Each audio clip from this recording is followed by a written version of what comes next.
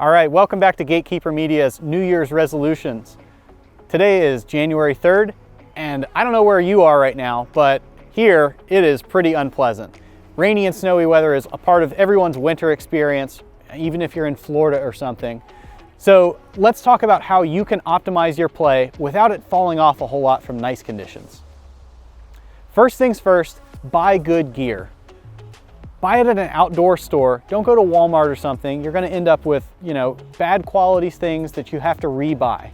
Do your research, spend a little bit, because this is like making an investment in your comfort and your performance. Next thing, reserve your foul weather gear for foul weather. This rain jacket really only comes out when it's actually raining. I always have a pair of disc golf shoes that I'm using specifically for when it's bad weather or it's gonna be dewy grass or something like that. I keep the waterproof intact until it starts breaking down, and then I have a new A pair of shoes while the others go into the rotation. Your performance in poor conditions starts at home. Look up what the weather is going to do, plan ahead, bring all the things you need for just about any weather condition. If you plan on the worst, then everything else is great. So let's talk about optimizing your bag a little bit. I usually take out several discs from what I normally would carry to simplify what I have and to give me more room for carrying things like towels in a Ziploc bag, or hand warmers, gloves, space that I can put extra layers into or out of. When the weather conditions are poor, it's really essential that you keep your discs, your towels, and your throwing hand dry when it's your turn. I always keep a pack cover on and keep it closed when I'm not accessing the discs. And even if I walk away from my bag, I'm gonna leave the umbrella over top of the bag instead of me. I can get wet, but if my towels and my discs get too wet, the game is over.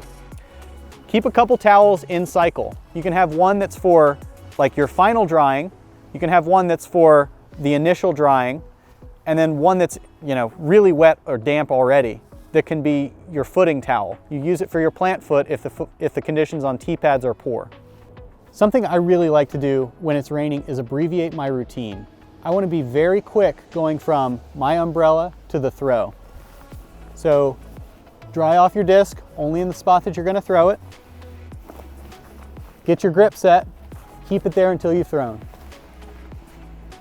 And be quick. You want to minimize the time that your hand and the disc can be exposed to rain or moisture. When you're picking up a disc, don't worry about drying it off fully. I usually like to change my order of discs in the bag to go from wet to dry. Wet things go on the far left, dry things or unthrown things go on the right. Only when I'm taking the disc out to throw it again do I fully dry it. You win the game when you can figure out what changes in your preparation, clothing, and bag allow you to perform your best even when the weather conditions are poor.